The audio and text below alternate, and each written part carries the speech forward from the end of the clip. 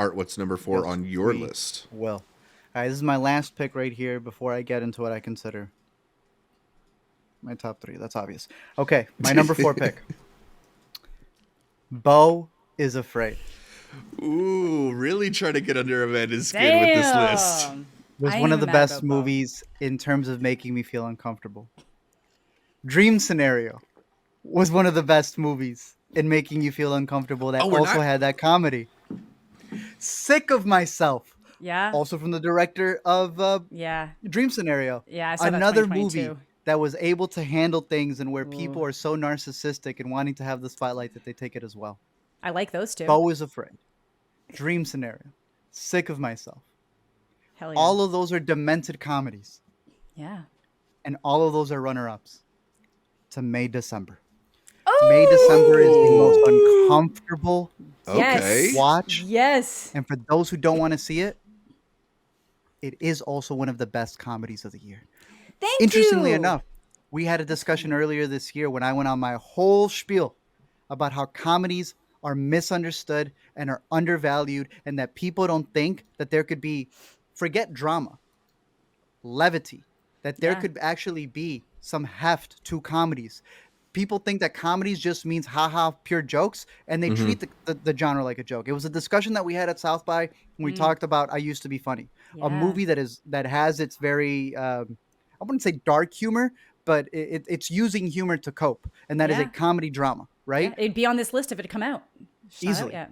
Beau is Afraid is another one where so many people approached it and they didn't want to see the comedy aspect of it, so they took Even it I too did. seriously. Even I see the comedy. Ridley has been on the With no problem. run of all of his recent movies just being not so serious, right? How did we put it? They're Other than supposed to be Duel. taken lightly. The Yeah. subject matter here is obviously very hefty, and I feel like we were discussing earlier, I think off the podcast, a lot of people approach these movies not as art.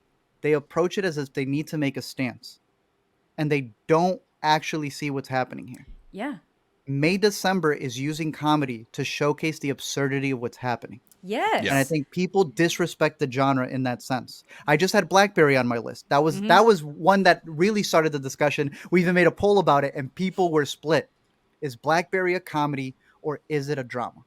It's what I've said about Succession as well. I know Succession is a drama, yet every single one of you only quotes the comedy. Exactly. Because it's funny as hell too. I don't. Because Yeah. it is. It's and funny. ain't it funny enough that Succession and May December also come from who? Gloria Sanchez Productions, Will Yeah. Ferrell himself. There's a lot of humor in it that I know isn't supposed to be belittling it. It isn't making No. light of the situation, but this is what I was saying about people misconstrue comedy. I think they belittle it as horror. The same way horror. The same way Yes. horror has had a renaissance that people have to call it elevated horror. That's still dissing the genre that you feel like, Yeah. oh, it's pretty for that genre. No. Yeah. Comedy has legs. Comedy has levity. Comedy is able to do things that a lot of other genres can't. And May December, I think, is the best one. Yeah, comedy can feed you things in ways that most people probably won't take it or be like, now it's That's too the heavy thing. for me. I can't. Thank But May you. December, the fact that it's funny makes it more disturbing, and the fact that people don't see that is I get somebody They said feel like they it's shouldn't probably laugh at it. Yeah, and I don't know. Some people are saying it's the difference between if you saw it in a theater and if you saw it at home, you might end up with a different perspective. So I saw what does it that say? at the premiere. That you need someone handholding You you. need that someone you need handling a group you. Of people, that you need your peers to tell you how to react to something. Well, you know Come what? The now. people in the Come now. holdovers did need that. They needed to not hear the people laughing when it wasn't Sometimes funny it's to worse let to them see it know. in the theater, right? Yeah, you But know, no. it happened. But no, with May December, it's like everybody's getting so caught up in the camp argument because they are saying it's not camp. And it's like, we're not saying the movie is like a B movie The schlock whole camp. book is We're saying, comfy, yeah, but there's different yeah. takes for these words. It's there's camp elements. Like there's no denying Yeah. that the end of May December is camp, is melodrama. They're making a melodramatic movie, like for everything that Natalie Portman has just done throughout this movie, how seriously she's taking it, to then see where that's going to go is funny in a Yeah. disturbing way. It's so disturbing that that's through all of this, through everything she's learned, through how it's all disseminated down to what's happening, to that being the output that most people are going to end up seeing. That's funny. Yeah. It's disturbing, but it's funny. And I don't understand how people don't see that, or they're trying to get so caught up on these individual words. And a lot of that started with the debate had been going on, but my friend Broe Deschanel is making a video about the melodrama versus camp and comedy in the movie. And then people started dogging on her like YouTube poll about it, which is like, clearly that's not serious. She's just getting a YouTube, like what your viewers, what they're saying. It's not, she's not making an assertion that it's this shallow level thing. She's going to make I know she's going to make an amazing video about it. I don't think it's out yet, but I just know that's going to be a great video. I can't wait to watch it. But it's like everybody wanted to turn it into this weird dog pile about the idea that it could be funny. And they were like still going at it online because it's just that idea of it's a comedy versus comedy elements driving the drama, but then it's still funny. Like, not to go on a ramble there, but the writer, the director, they have both come out and said it. So it's like, funny.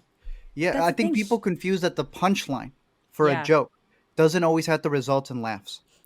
Right. Those are people who have not seen enough stand-up specials. And for me, it's my entire MO. That's my entire approach to LME, is using jokes to be able to understand the hardest parts of it. That's what I did for my Killers of the Flower Moon video. That's what I did as well for Priscilla. And I think that is able to approach and get to a lot of people who may not want to sit with a lecture. But humor is a gateway to be able to get people to understand That's the things. thing. Yeah. My parents are like that. It's this idea that serious things need to be handled seriously, but that's just not my true religion. to how we experience life.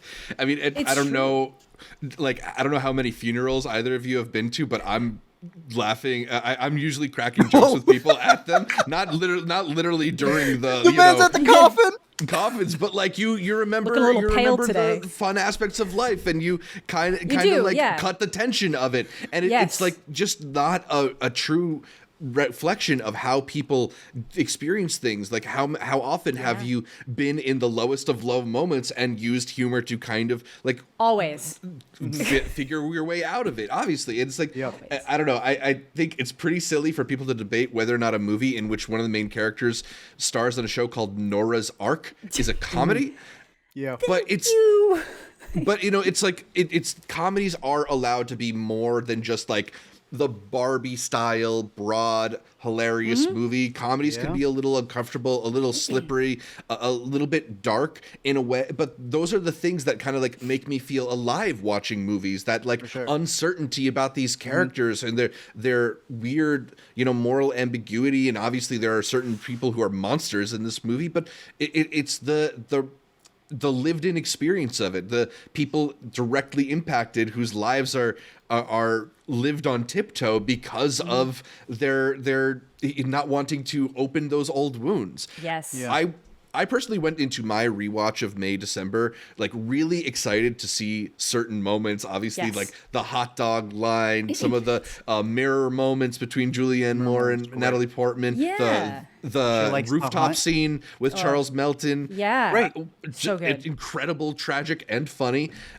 What I realized on my rewatch of it, though, is that every single scene in this movie is amazing. There's not a scene that doesn't feel like it needs to be there, that doesn't add to the depth of these characters and really deepen your understanding of the weird murkiness of this situation. It's so fascinating, so watchable. Probably the best acted movie this year. It's a debatable question because there's so many ones. But it is up there. It's up there. If it's not, it's up there. It's up there. I think it's crazy to talk about ensembles because I agree with you. I think Oppenheimer is a great ensemble. I think, what was some of the other ones that y'all had mentioned recently? Was it Poor Things or Blackberry's good, but I don't know if I'd put it above Blackberry's this. a good one. Holdovers is a lot of great acting. Asteroid City for like Killers of the everybody. Flower Asteroid City is a good one. The way that they all build up of each other. I think Color Purple is another good one too, with the way that they tell that story. But in May, December, as limited as it is, all three are firing on all cylinders. And I think the discussion, and the I brought up Sick of Myself, Beau Was Afraid, and Dream Scenario for the reason of those being movies that I think all excel as comedies, but are the darkest that they could possibly be, depressing, narcissistic. And in May, December, instead of focusing, like we've been kind of talking in this video about the template, is it feminist enough? Is it funny enough? Like, we're discussing everything but the movie. Yeah. Because of how it's packaged. And ironically, I think that that's the best part of the movie. This isn't just a film that's talking about the issue. It's a movie that's talking about how we address the issue. This is a movie that's breaking the fourth wall and making fun of all of these biopics. That's calling out how this stuff is filmed, how this stuff is approached, that just Yeah. because a perpetrator did something, the people who are also trying to make money or get recognition off of covering said things, Yep. it's the exact same stuff, right?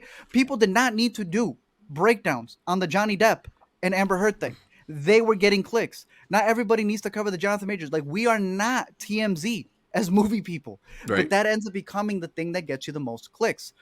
A long-winded way to say, did y'all see that Z-Way George Santos interview? He wiped her. I don't know, man. Thank you for saying that, Zach. Yeah, The it's moment he embarrassing. looked at her and he said, the moment that y'all get rid of me is when you realize that y'all don't want content. Or however he put it, he was like, the moment I stop being famous, stop coming on these things, is when you stop inviting me. But you won't, because you need the content. That is at the root of not just the monster that is Julianne Moore in this movie, who is incredible. That lisp, fantastic. But it's Natalie Portman who's also prying and doing the exact same thing. Because everything that she's working towards is for it to be authentic. So really sit with that final scene on what's really happening in her mind when she's trying to not have it be acting anymore. May December is one of the best of the year. Zach is correct. Every scene hits on all cylinders. All three are the best performances. We can mention who the best one is right now, and in an hour we'll have a different one. Yeah. And when I rewatch it, I'll have a different one. All three are killing it. May December number 4. So good. Yeah, this is one of those ones. It was duking it out for. Yeah, you said you had it, so I was like, okay, we'll sit her down. Incredible. Yeah. And as Amanda mentioned briefly, like even beyond the 3 who are incredible in it, I think the kids are so good in the movie, and even the people around them, I think just really deepen everything that's going on. Like I the theater class scene, like the daughter when she's kind of like, what is actually happening here in my life? Because I was really excited at first, and now what is happening? What is this? What does this mean? Julianne Moore? Yeah, the son, the older one, always from the son. Yeah, that's that son. Yeah. Oh my God. Yeah, Crazy. Georgie. So It's Georgie. such an incredible movie. One that when I watched it at first, I really enjoyed it. I thought there was a lot of things that were interesting about it, and then I just couldn't get it out of my mind. And the rewatch confirmed to me that this is really one of the best movies of the year. Art, you have it at number 4. I decided to put it all the way at number 3 on my list because I just can't. I can't stop thinking about the movie. I think it's just perhaps the best thing that Todd Haynes has ever made. I think it's got the best script of the year for sure. For real, though. Incredible work by Sammy Birch. May December, just a really incredible movie. Yeah, this should really be higher on my list, but I feel like, I don't know. I saw it at Cannes, and it was really good You know what there. to do. You know what to do. Package it. Package it. I just opened my graphic right now, and it's already hard to It's fit okay. in all these movies. I won't. It'll stay in my honorable mentions area because, and it could easily have replaced something else. I really just tried to go on like by the end, it started being like, what was my first experience? How did I feel after walking out of the movie when I first saw it? Less so than how does it hold up on the rewatch? Some of it did that, but other ones were like, Asteroid City saved my con a little bit. Perfect Days saved my con a little bit. So that's why they stayed on. But it's interesting you mentioned that because I feel like that's the perspective that I normally go into these lists with. Like, how did I feel watching this movie? And more so than ever this year, maybe because there are so many great movies that I've been excited to revisit, I'm thinking about like how eager am I to watch it again? Yes, how much do I too. want to be in that experience again? Yeah, I agree. Yeah.